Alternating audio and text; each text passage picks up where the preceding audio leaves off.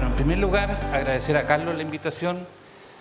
Como le dice mi señora a mis niños, yo cocino toda la mañana para que ustedes en 10, 15 minutos se coman la comida, así que lo mismo pasa con los seminarios. Aquí hay un trabajo largo, probablemente de meses, para poder tener esta oportunidad de que estemos reunidos, de poder presentar nuestros trabajos de investigación.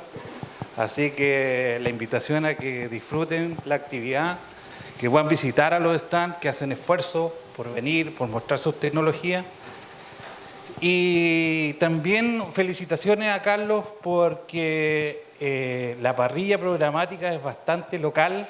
Eso da cuenta de que hemos crecido como región, porque antes, yo me acuerdo que hace harto tiempo atrás traemos invitados internacionales, italianos, gringos de Estados Unidos, no entendíamos mucho, pero era muy atractivo. Creo yo que el valor que tienen estos profesionales señeros que van recorriendo la región, y Marina, que es parte de nuestra casa ya, así que la sentimos parte de acá también. Pero es importante, yo estoy contento de estar al lado de mis colegas que ya llevamos muchos años recorriendo la región y trabajando en este rubro de Berry, así que creo yo que es valioso que esta parrilla programática tenga expertos locales, asesores locales, y que van a estar hablando un poco de lo que está pasando en nuestra región. Vamos a ver si funciona la presentación. Bueno, Carlos me planteó la idea, me dijo, tienes que dejar al público bien arriba, que la región salga adelante, pero le voy a empezar con problemas, ¿ya? Así que, pero no solo le voy a presentar los problemas, sino que también parte de las soluciones, creo yo, y también vamos a mostrar un poco de resultados de esta segunda temporada de evaluación de variedades santas con datos locales. Que hay algunas conclusiones bien interesantes, sobre todo de las variedades nuevas. Así es que espero que los 45 minutos de tiempo que tenemos sea tiempo suficiente. Bueno, ¿cuál es el objetivo de la presentación? Lo que ya comentábamos, ¿cierto? Transferir resultados de 7 variedades santas que son originales del programa de mejoramiento genético, ¿cierto? Que lidera Marina, mi querida colega, ¿cierto? Y que las evaluamos en Vilcún, en el Centro Experimental Iña Carillanca.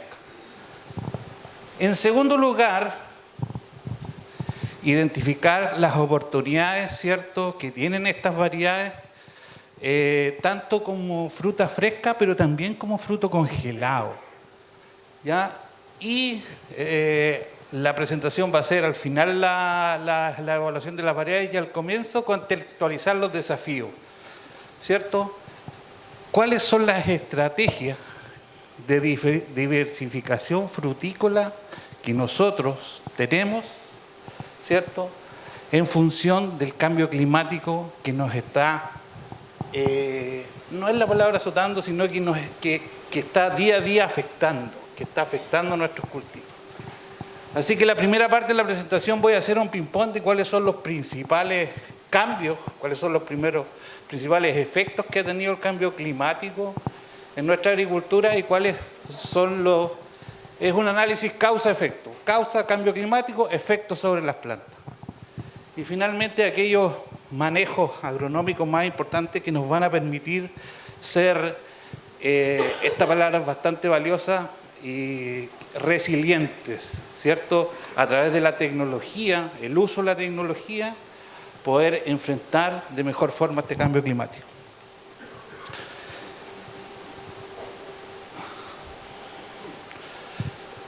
Bueno, en términos generales, ¿cierto?, para la agricultura, los efectos del cambio climático son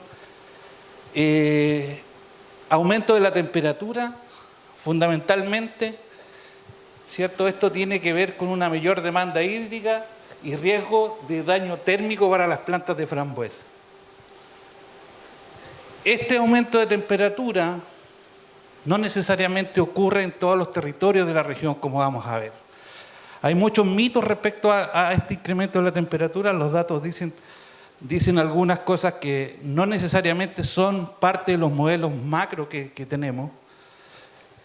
Por otra parte, la alteración hídrica, ¿cierto? Sí hemos tenido efectos súper relevantes desde el punto de vista de la caída de las precipitaciones y vamos a ver en qué momento se produce una mayor disminución de las precipitaciones de acuerdo a los datos que hemos logrado procesar. Y por sobre todo los eventos climáticos extremos, ¿cierto? Que estamos viviendo, heladas cada vez más tardías, lluvias cada vez más intensas, que de alguna u otra forma causan daño a nuestros cultivos.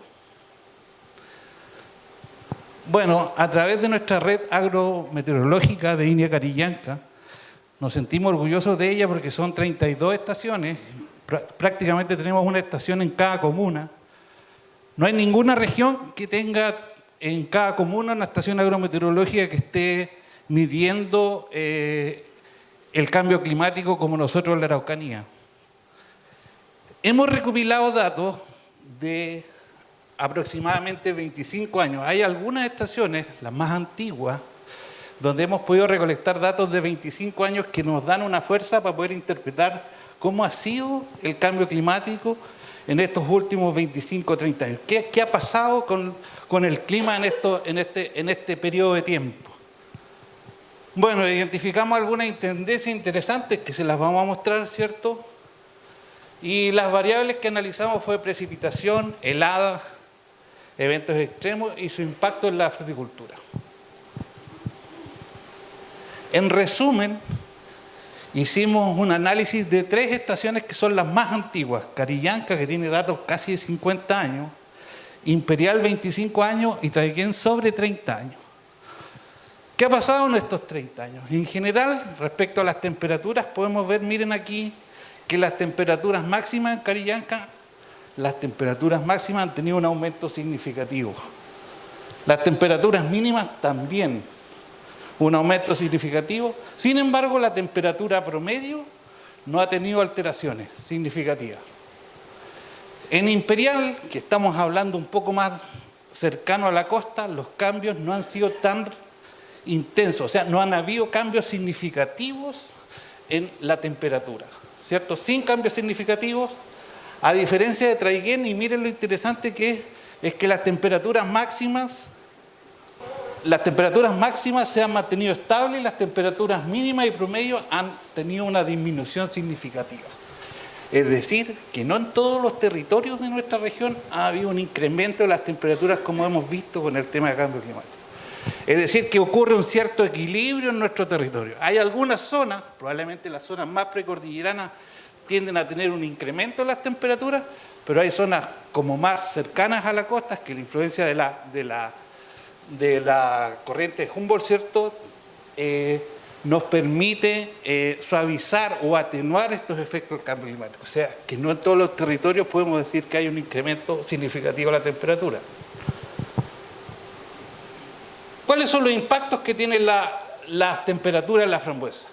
Fundamentalmente, afectación de la cuaja, ¿cierto? Temperaturas sobre 30 grados deshidratan el tubo polínico, ¿cierto? E impiden la fecundación, por lo tanto el número de frutos por unidad de planta disminuye.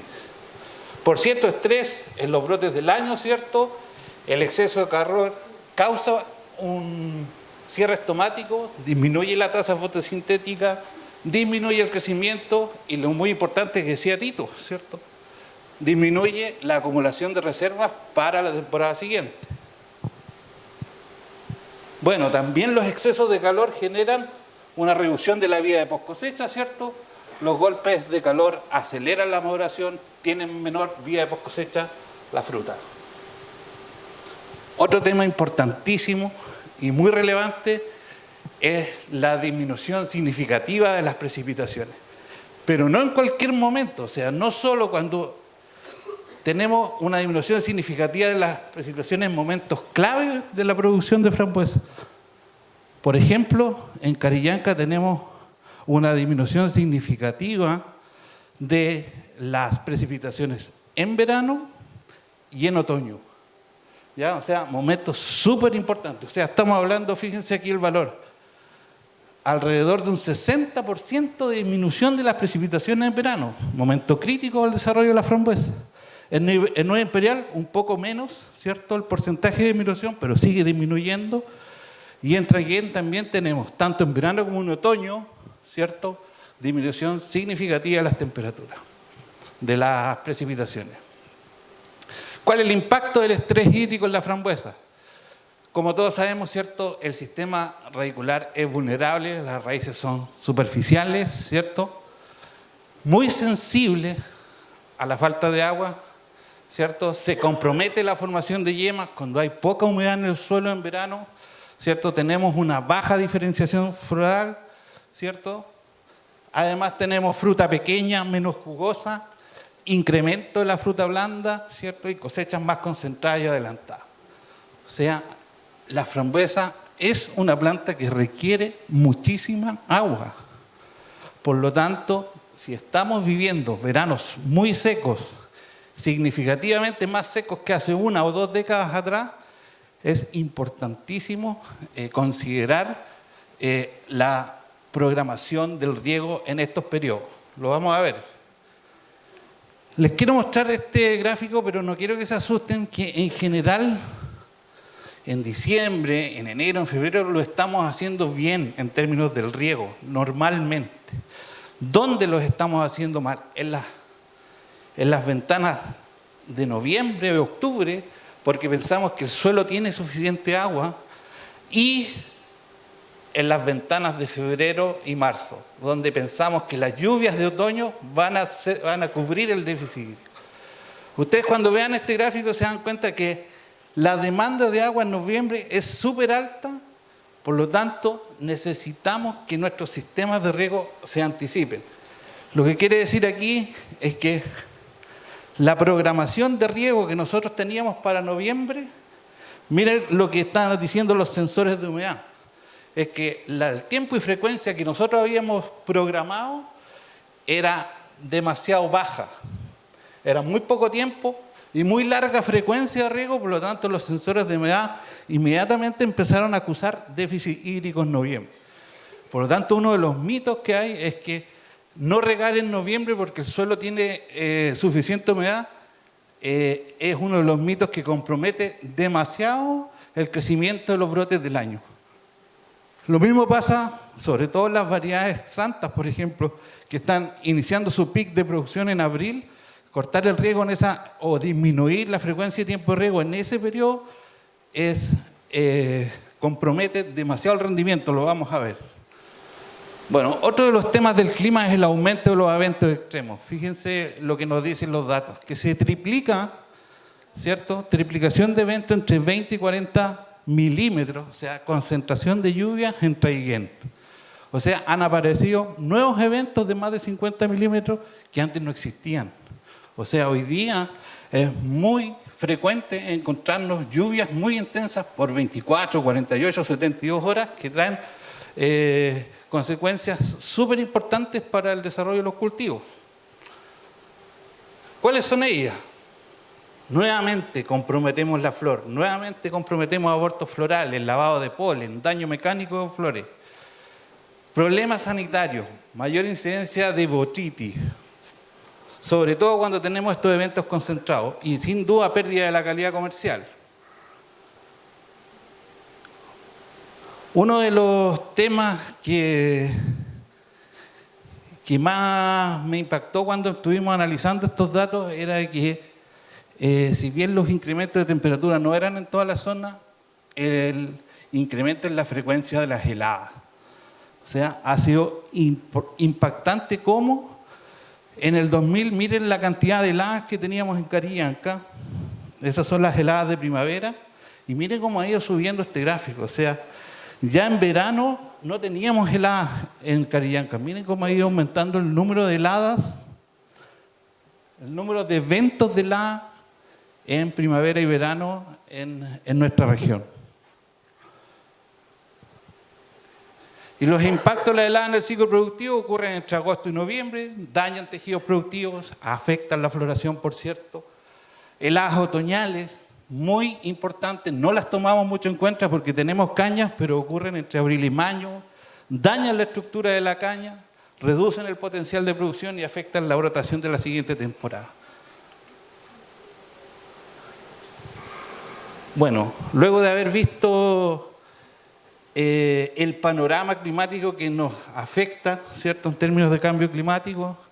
Vamos a ver cuáles son las herramientas tecnológicas, agronómicas que tenemos para poder mitigar, para poder hacer una gestión de este riesgo climático que cada vez nos causa mayores daños en nuestro cultivo. Les quería contar que hace aproximadamente un mes tuvimos la visita de unos agricultores italianos, productores de avellano europeos, y estaban de gira en Chile y le preguntamos, bueno, ¿por qué están haciendo gira? ¿Por qué están saliendo a otros territorios? Y nos confiesan de que para ellos el cambio climático ha sido brutal. O sea, los agricultores avellaneros en Europa son muy tradicionales, están acostumbrados a sus variedades, no las quieren cambiar, forman parte de una tradición, pero se han visto en la necesidad de tener que explorar otras variedades para adaptarse a este cambio climático. O sea, las variedades que actualmente tienen, con los otoños cálidos, están cada vez polinizando menos, no hay sincronía entre la flor femenina y la flor masculina, por lo tanto a ellos los ha afectado realmente muy severamente el cambio climático. Y yo les contaba que nosotros, más allá de los incrementos de temperatura, los riesgos climáticos es lo que más nos afecta acá en nuestra región. Bueno, ¿cuáles son los factores climáticos claves? Tenemos variabilidad entre años, ¿cierto? Tenemos años muy distintos unos de otros, primaveras frías, primaveras cálidas, variedad dentro del mismo año, es decir, variedad intraestacional y impredecibilidad, o sea, hay una creciente incertidumbre. ¿Qué es lo que pasa cuando tenemos, por ejemplo, en la zona de Carillanca, todo lo que es el distrito Loncoche, que llega prácticamente hasta Loncoche, o sea, desde Vilcún, toda la zona precordillerana, desincronización floral? Cuando no tenemos el frío suficiente que decía Tito, cuando no alcanzamos a tener frío, sobre todo en las variedades no remontantes, la floración es heterogénea. Lo que nosotros buscamos en fruticultura es que la floración y todos los eventos fenológicos sean los más concentrados posibles para poder predecir cosecha, etc. Por lo tanto, cuando tenemos estos problemas de cambios climáticos, tenemos escalamiento errático, pics de producción que nosotros no pudimos prever antes. Esto genera impacto económico y tenemos una planificación más compleja.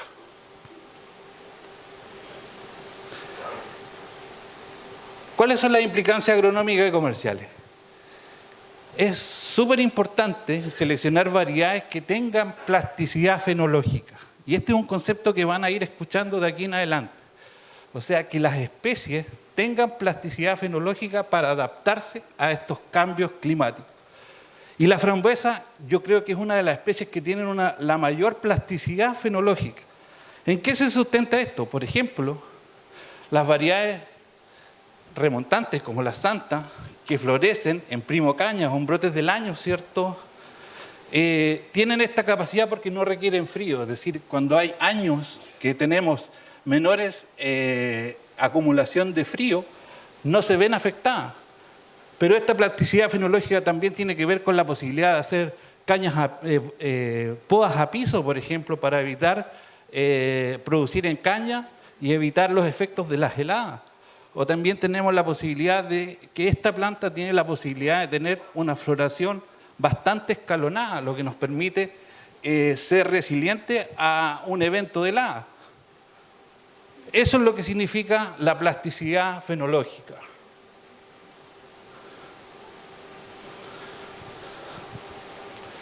Lo que conversamos, ¿cierto? Que, por ejemplo, que haya una disminución de un 75% de las precipitaciones en el distrito de Loncoche, significa que los sistemas de riego por goteo son fundamentales. Pero no solamente el riego por goteo, sino el control de gestión del riego. Usar tecnología, usar sensores que nos permitan ir monitoreando cómo va cambiando la humedad del suelo es importante.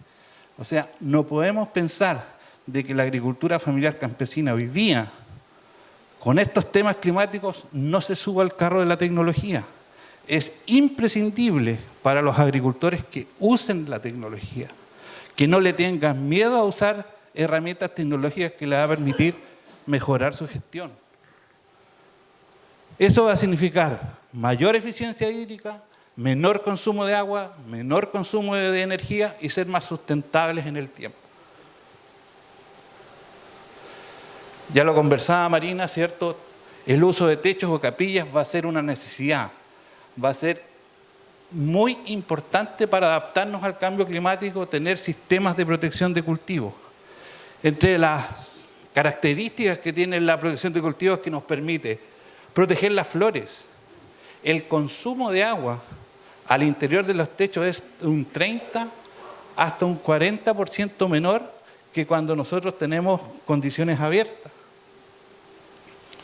Se produce una reducción de enfermedades. Bueno, tenemos la posibilidad también para adaptarlo el ajuste de podas, ¿cierto? Hacer podas idealmente no tan tardías. Vamos a ver el efecto que tiene la poda sobre el rendimiento y sobre la distribución de la producción, pero hacer manejos de poda que nos permitan salirnos de las primaveras que tienen muchas heladas que dañan los brotes es súper importante. Es una herramienta de manejo que tenemos para hacer gestión y mitigación de cambio climático.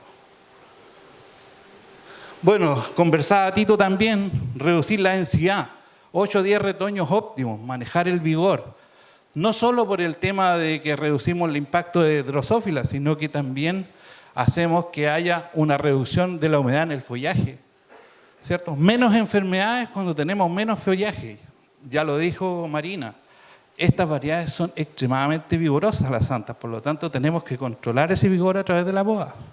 Hay que podar. Y hoy día las estrategias de fertilización, tanto foliares, las aplicaciones de calcio, las aplicaciones de potasio que regulan la apertura estomática es fundamental para poder hacer frente, sobre todo verano seco.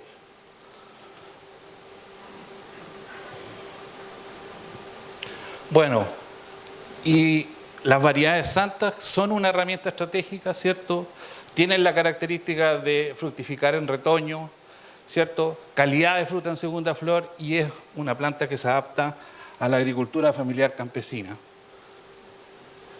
¿Cuál es la justificación técnica que tenemos como INEA para poder hacer frente a este cambio climático y estudiar estas variedades, ¿cierto? La extensión productiva que tienen, ¿cierto? Producción hasta inicios de abril en segunda floración. Tienen requerimientos térmicos más moderados, o sea, hay zonas como Traiguén que no alcanzan a acumular frío, hay zonas más cercanas a la costa que no son capaces de tener acumulaciones de 1500, 1800 horas frías durante el invierno. Es una posibilidad interesante para la agricultura familiar campesina.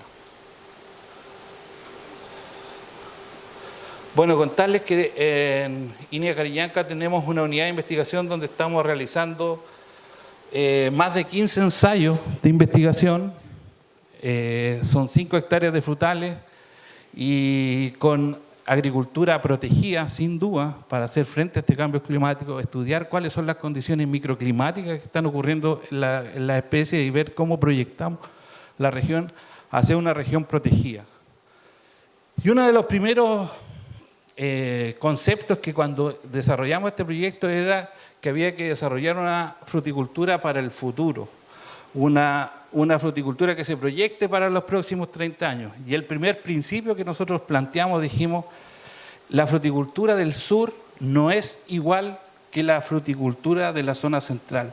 No tenemos los mismos problemas, ni por lo tanto tenemos que copiar los paquetes tecnológicos que se vienen de la zona central. Tenemos que hacer nuestra propia fruticultura adaptada a nuestros propios eventos climáticos. Y ese es un poco el objetivo que tiene esta unidad de investigación en INEA.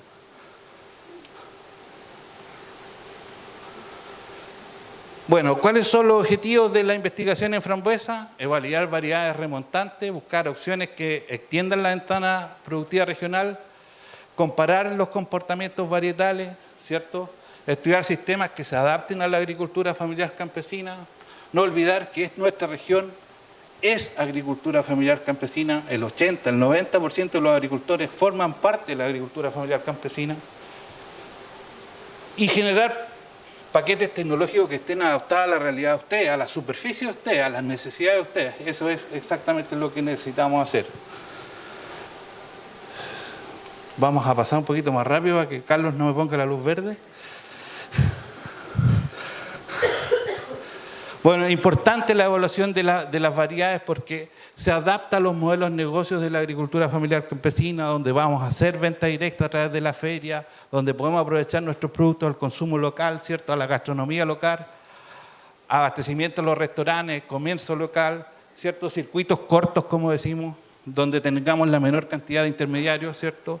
Y desarrollar una economía solidaria, que es un poco la misión de este programa Araucanía Asociativa, que es integración en cooperativas y redes comunitarias campesinas.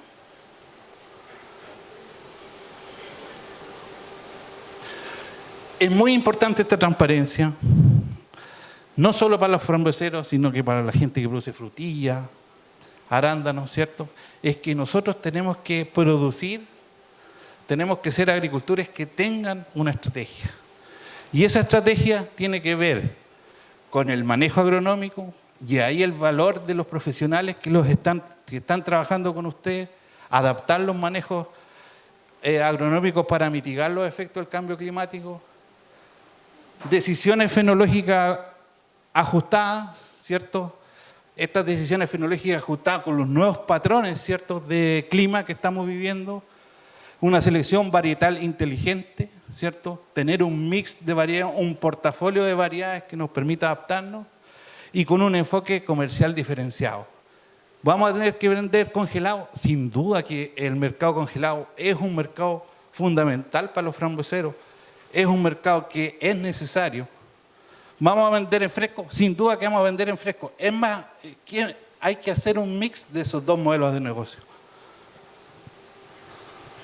Bueno, la conclusión de esta primera parte es que la adaptación de la frambuesa en este nuevo escenario de cambio climático exige, ¿cierto?, una estrategia que sea combinada.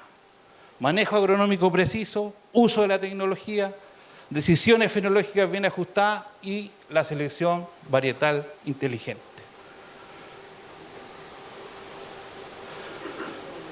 Vamos a ver algunos resultados, ¿cierto?, de la evaluación de las variedades que realizamos en línea. La idea es evaluar el rendimiento productivo y la calidad de la fruta, ¿cierto?, y hacer este proceso de validación con los agricultores, que es un poco la transferencia de la tecnología que estamos haciendo a través de los seminarios, los días de campo. Las puertas de línea están abiertas para que ustedes puedan conocer cómo se han ido desarrollando las plantas. Bueno, este gráfico no se ve muy bien, pero les voy a mostrar una tabla. Lo importante es que se evaluaron 7 variedades. Y de las 7 variedades, tenemos diferencia entre ellas, pero no tantas. Voy a mostrarles el cuadro que hace un resumen un poco de los rendimientos que hemos tenido durante... Este cuadro me gusta más porque muestra los datos más claros, ¿cierto? Aquí podemos decir el tipo de cañas, ¿cierto? El color, Santa Isabel, la temporada 23-24, 67 kilos, 2024-2025, ¿cierto? 15.000 kilos, ha acumulado 15.157 kilos. Y ahí están las diferencias entre Santa Catalina, Santa Guillermina. Eso es lo que podríamos decir de lo que nosotros hemos determinado de rendimiento en esa zona. Hay potencial, o sea, hay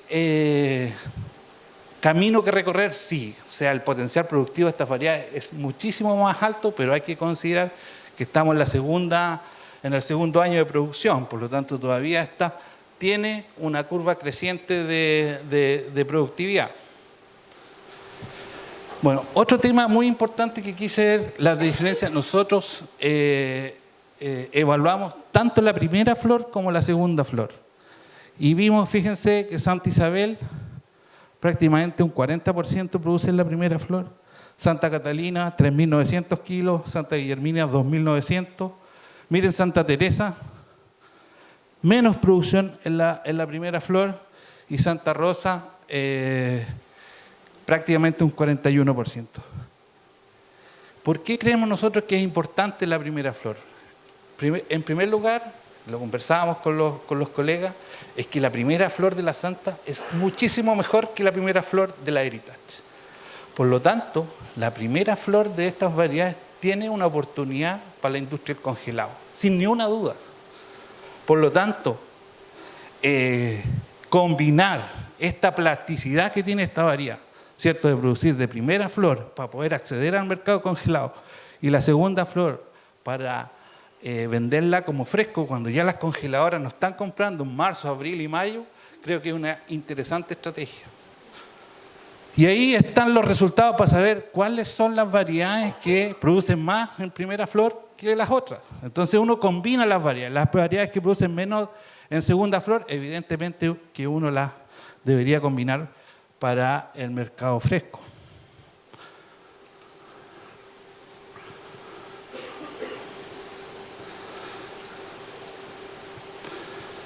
Bueno, aquí hay algunas diferencias entre zonas.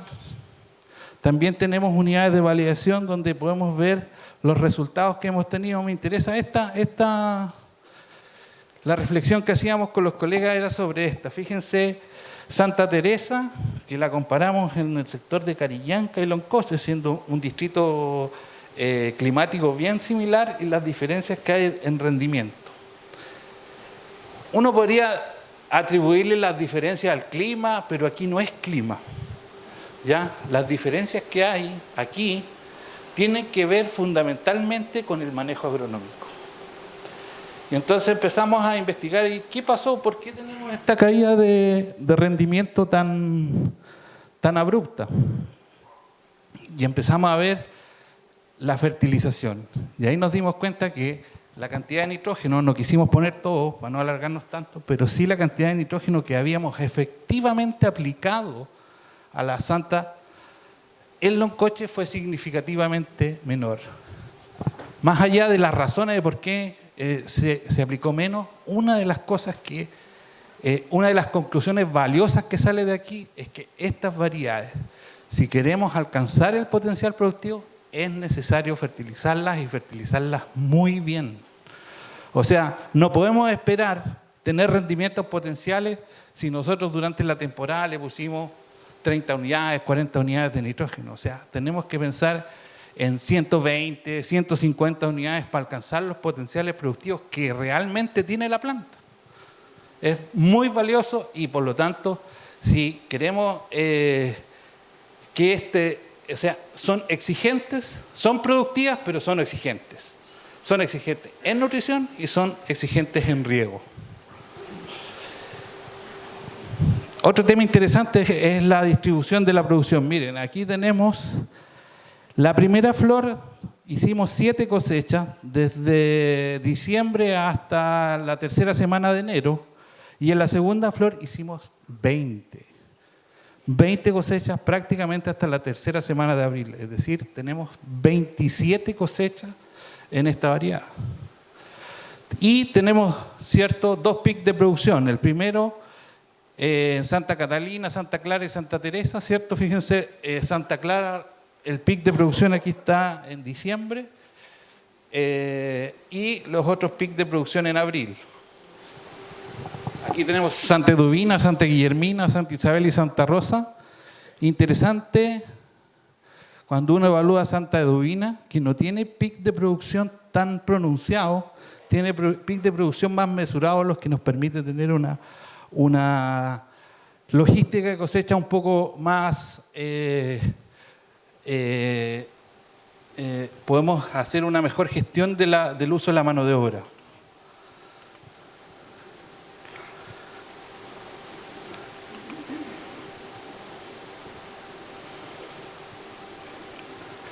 Bueno, con esta idea de podernos adaptar al cambio climático, hicimos un par de tratamientos de poda en frambuesa santa. Tenemos 3 tratamientos, un control sin poda, una poda ras que hicimos en verde el 1 de noviembre y una poda ras que hicimos bien tardía para ver cuáles eran los resultados que teníamos. Era un poco era predecible ver, ¿cierto?, de que una poda demasiado tardía en la frambuesa santa en verde iba a provocar una disminución del rendimiento, ¿cierto?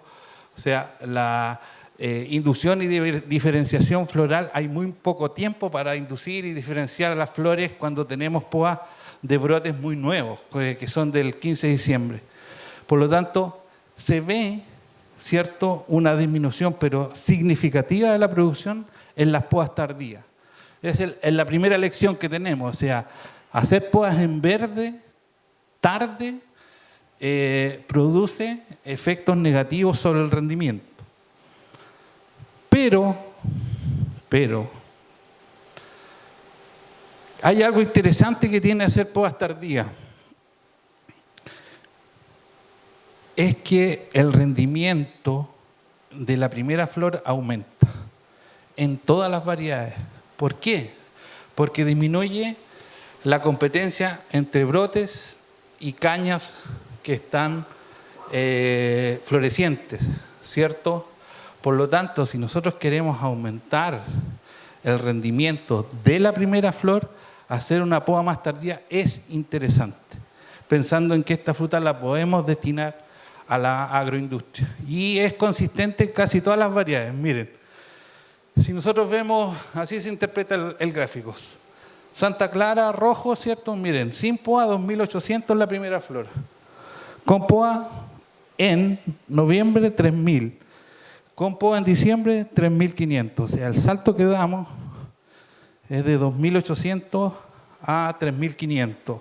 Aquí damos un salto de 2.200 a 2.600. De 4.000 a 5.500, o sea, prácticamente 1.500 kilos para la primera flor. O sea, esa es una ventaja que tiene poder atrasar un poquito la poda. Como podemos ver aquí, la poda tardía, que está de color verde, el gráfico, si bien atrasa, ¿cierto?, la entrada, retrasa la entrada en producción, no es capaz de producir los kilos que uno espera, ¿cierto? O sea, disminuye significativamente el rendimiento. Bueno, ahora les voy a mostrar, y estos son los últimos dos gráficos, ya los veo bien cansados, del estudio que hicimos con las variedades, ¿cierto?, a campo abierto, sin techo y con techo sobre capilla rafia. Bueno, tengo que decirles que terminamos de cerrar el techo aproximadamente en las primeras semanas de enero, por lo tanto todo el efecto que hay del cierre no tuvo que ver con el inicio de rotación, septiembre, octubre, noviembre, no tuvimos efecto en el cambio de temperatura. Por lo tanto, este primer año no teníamos grandes expectativas de incremento de la productividad bajo techo, a pesar de que en Santa Clara sí se vio un incremento interesante en la producción bajo techo. Pero esto, más que tenga que ver con un tema de asimilación o de fotosíntesis o de cambio en las condiciones microclimáticas, tiene que ver con la extensión de la cosecha. Y tiene que ver con que nosotros, cuando tenemos techo, podemos cosechar mucho más largo. Y eso es lo que está haciendo la acumulación de kilos. Fíjense, estamos teniendo desde el 12 de abril hasta ayer que estuvieron cosechando, seguimos cosechando. O sea, fíjense lo que significa tener una fruta bajo techo, cosechada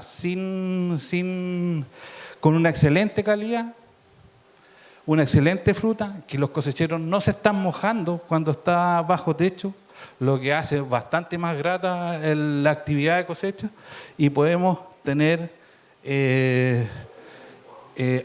llegamos a 20, 22 creo cosechas respecto a 16 o 15 cosechas que tenemos al aire libre. O sea, la fruta al aire libre después no tiene calidad para el mercado por la lluvia, las heladas, etc. Los últimos datos, un poco los pesos de los frutos que observamos, fíjense, el 2024-2025, Santa Rosa, este es el promedio de fruto, y Santa Dubina es la que muestra los pesos más altos, 6.4 gramos.